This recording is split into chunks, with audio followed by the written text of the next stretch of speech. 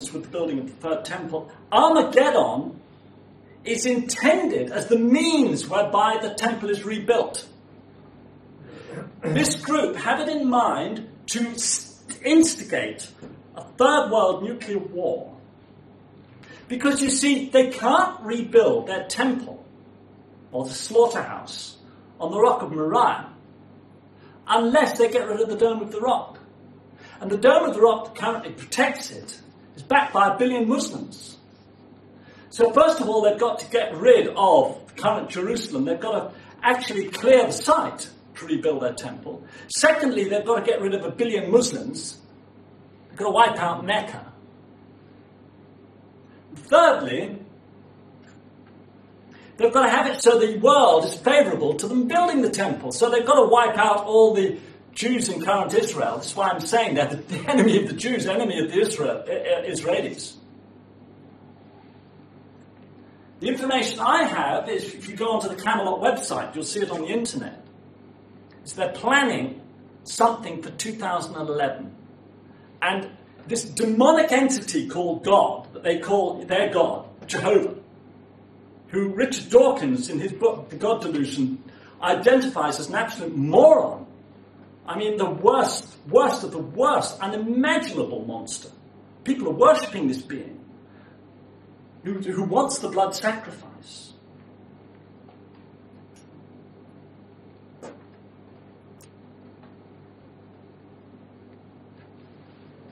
The intention is, and it's this being who wants to collapse the ascension. That's the point. There is an enemy of mankind, and it's not a physical entity. That's why you have to be very careful of channeling. You have to be very careful of these other realms. You don't know who's out there. Okay, we're protected by our physicality. So the thing is that the plan, and this is a plan for next year. Step 1, Israel attacks the nuclear facilities of Iran. If you wake up and see that on the news, you know it's all upon us. Step 2 is China, the optimist, is being manipulated to seize the opportunity and nuke Jerusalem. Because China has acted for Iran. Iran is the buffer between China and the West. The Chinese troops pour through Iran into the West. Why has America got her troops in the Middle East now, in Afghanistan and Iraq? I bet you it's to introduce tactical nuclear weapons. So there are predictions of the Chinese overrunning Europe, overrunning Southeast Asia. In Tibet, the Tibetans said, first of all, China will take over Tibet, then take over the world. And the plan is for the Chinese to sweep in and wipe out the Islamic world, wipe out Mecca, just clean the whole lot. And this is Armageddon, the final great battle, the final great war. It includes the use of nuclear weapons. And as Mary predicted at Fatima in 1917, she predicted the end of the First World War. She predicted the Second World War. She predicted communism. And she predicted the development of nuclear weapons. She predicted a formula to avoid the Second World War, which was a formula of prayer, which is what I'm going to talk about in a moment, the power of prayer. And she said if ever these nuclear weapons are used, man will be punished more severely than by means of the flood. The mighty and the weak, the mighty and the great will suffer in the same way as the weak and the small. She said fire and smoke will fall from the heavens and the spray will leap into the sky. Everything that is standing will sink. Millions will die by the hour, and those that are left alive will envy those that have died. In the 1960s, at the time of the Cuban crisis, she appeared again at a place called Garabandal. And the children had visions of what would happen if nuclear weapons are used. The earth will be burnt by fire. Humanity will be extinguished, all but a few. Very severe warnings. So a lot of you, if you're concerned about doom and gloom in 2012, that is a possibility, but not a certainty. We have a choice, and I've been told about this, I've known about this for many, many years. We're going to come to a crossroads where we either go up into ascension and this exponential rise in consciousness, or we descend into Armageddon. That is our choice. Now, what can we do? Well, this is what's so amazing. It's amazing how much we can do. Because the opposition, we're going to now play chess. Okay? The black t-shirts or the black team are like the Zionists. We don't treat them with hatred or enmity. They're just simply our opponents in chess. We've got to outwit them. We're the white team.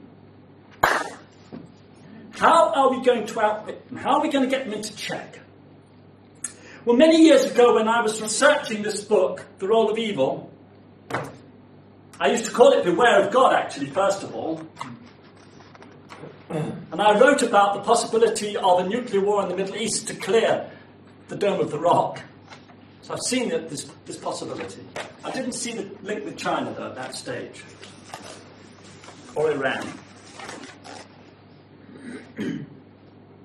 When I was researching, I read something very interesting. The Zionists said this: our greatest fear is that one of our blood will rise up, inspired by the Spirit, and thwart our carefully laid plans.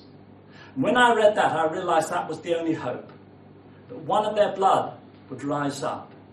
And I thought maybe it would be like a Messiah, some great, massive, majestic figure of God like Jesus coming on a 12-foot golden donkey. Little did I know. Ladies and gentlemen, that one has arisen.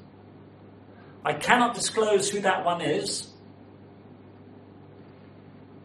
but it is a woman. She's Jewish.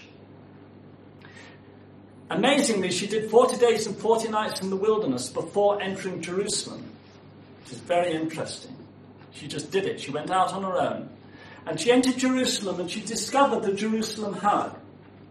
And from her position of the purity, having done her purification, she's now like a prophet, like one of the prophets of Israel, one of her own people. It has to be one of their people. That's the prophecy. She came up with this idea to use Avalon to protect Jerusalem. In other words, she suggested a move of the White Queen on this chessboard. The White Queen of Avalon to be moved into check against the Black King of Zion. It's the most incredible idea. It's so simple. Glastonbury Tor embodies the whole of the New Age. All our spirituality is in that symbol. That tower holds the memory, the crystalline memory of the whole New Age movement. All our spirituality, the focus.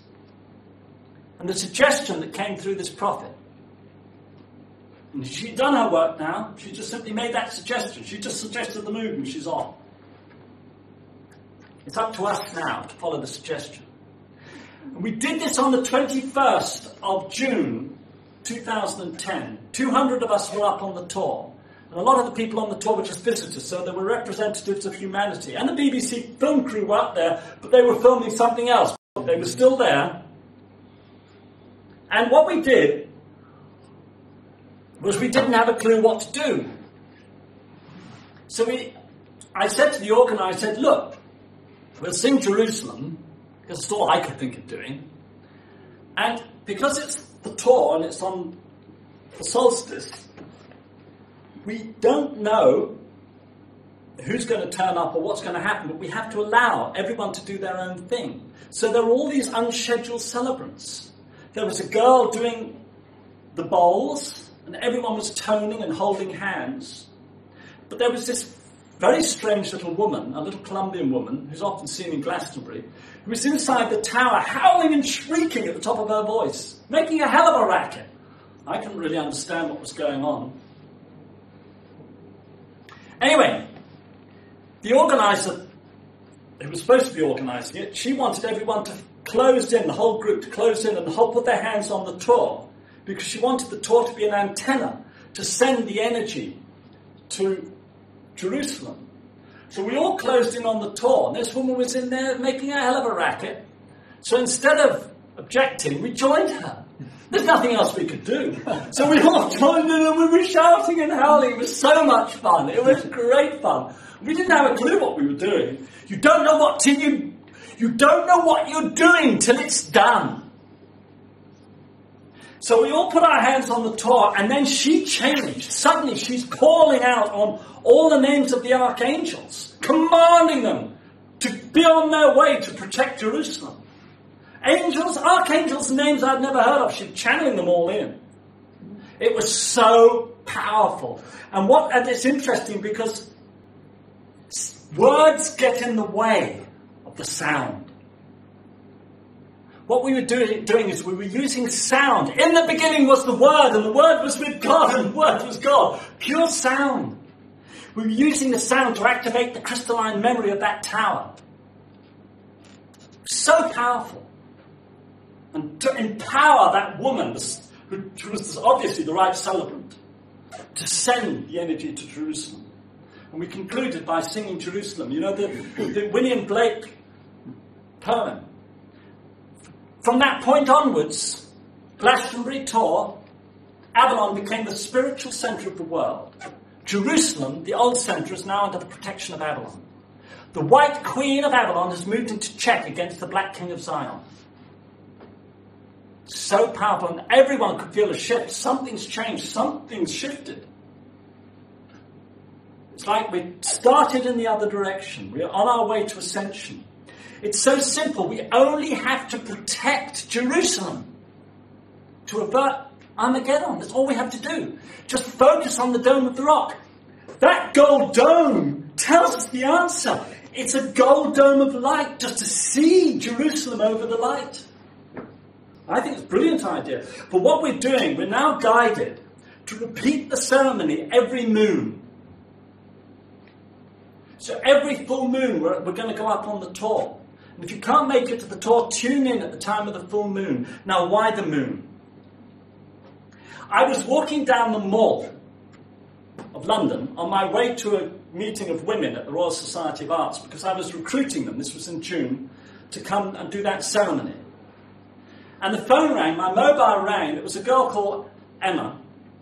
And I was talking to Emma about my concern of the Chinese invasion. And she was saying she'd seen this 10 years ago. She'd had visions of this. But she said, as I'm speaking to you, David, on the phone now, the angels are telling me, don't worry, the prayers of the women will save the world. The one that was the greatest fear of the Zionists and the Illuminati turns out to be a woman. Avalon is the centre of the goddess. It has to be a woman that's going to activate Avalon. And it's the women, it's the turn of the women coming into their power. Hugs is a woman thing. Moons are a woman's thing. So it's the women we've got to mobilise. That's why this recording is so important on YouTube, on the internet, because we've got to let the women of the world know this is our opportunity to save the world. And we're talking about saving the world. Believe you me, we do not want a nuclear war just so that a bunch of religious fanatics can build a slaughterhouse on Mount Moriah and Jerusalem. Understand this, all the publicity against the Muslims is propaganda. They're trying to turn public opinion against the Muslim world. It's the Muslim world that is protecting, with their Dome of the Rock, Mount Moriah from that atrocity. The moment our hope lies with the Muslim people. And again, they need to be alerted. We need the prayers of the Muslim women as well. And the Jewish women, because Zionism is the enemy of the Christians, the enemy of the Jews, the enemy of all people. And we're not going to beat Zionism by any physical means. We can't. They're too powerful. We can only beat them by the power of prayer. And men as well as women. Our job, men, is to support the women. This is their turn. So thank you very much indeed.